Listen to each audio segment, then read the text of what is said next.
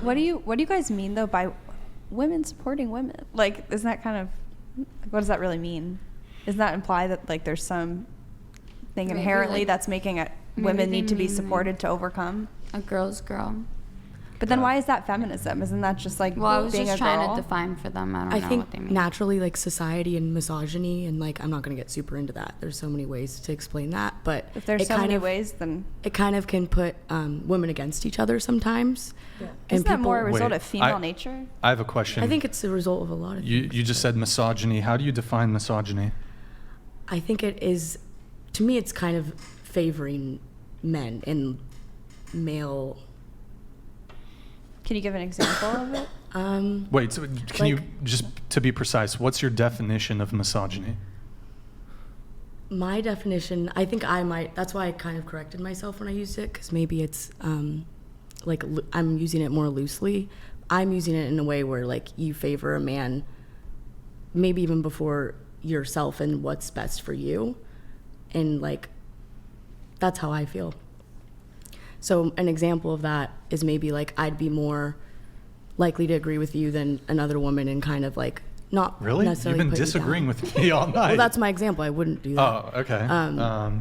But that's probably for other reasons. But I just so it'd be misogynistic for a woman to agree with a man over a woman? No, I'm just saying if it went against how I feel. Like if you said something that kind of went against, but I want to be agreeable and I want to be like someone that is that like an internalized? Isn't that just female nature? Women are naturally more agreeable. Yeah, I think submissive, but maybe naturally. The patriarchy like wins society, again. Usually, the woman is more like traditionally submissive. Based and red pilled. I don't get it. I don't know the reference. Oh, okay. Don't worry about it. Wait. So okay. What's your definition? Oh, I think Oh, okay. I was trying to bring it back to, so like one of the things I've heard about feminism is it's fighting for women's rights. Would you guys agree with that? Mm-hmm. You agree with that? Do you think there are women's rights we still need to fight for today? I think the right to choose what we do, like as far as abortion, okay, reproductive rights. We can get into that, but is there, because I'm always curious because they say women's rights, and I'm curious, well, what rights precisely are feminists fighting for, aside from that one? That's the one that I'm most passionate about. Well, are there others that you are less passionate about? I'm just saying I haven't done research and I can't think of something right now that I could Anybody else? This is open to any of the girls who said they were feminists. You. Well, mine's the same thing. Into the mic. Into the mic. Mine stands on the same thing. Abortion. Just I think people. That. Okay. Yeah. Yeah, I think that's where I stand the strongest. I mean, but is there any? Because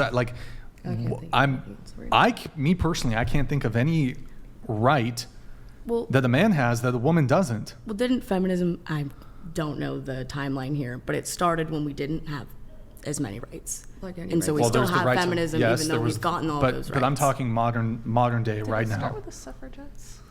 Feminism? I'm talking modern day. Well, that's the modern day issue, I think, is the biggest issue, and I can't think of right another one right now. No. Wait, she's saying modern day. No, she's saying the modern day issue right now is like abortion. No, but I'm saying is in the modern day right now, is there any right that men have that women don't? No. Not that I can think of, no. Okay. So the primary thing is the abortion topic. Although it's not clear to me if that's really a gendered discrepancy insofar as men have no reproductive rights at all. Yeah. So you could actually make an argument when it comes to, if we're talking about equality, you could actually make the argument that equality would be entirely walking back women's rights entirely to have an abortion. That would actually be equality, because men don't have, and I'm not advocating that they should, men don't have an abortion right.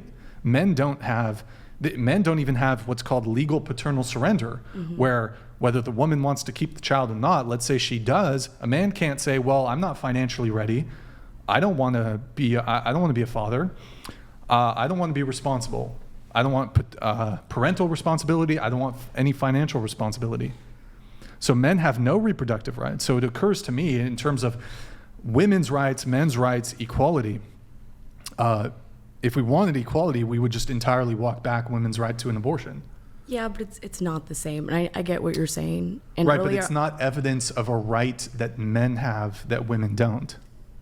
I just don't think it's really comparable. But earlier, I used the word equality, and I think Bree said it's more equity, because it's like men and women can be different in a lot of different ways. And I think it's not meaning literally we should all have the same things or the same. But that's what she thinks. Even though there's different views, they should get paid the same. I think we've already been over that. And she changed her mind about it. Established, I changed my mind about that. And I wasn't really, when I talk about feminism, I'm not really talking as much. Of course, I care about abortion rights. But for me, it's more of a general sense of equity.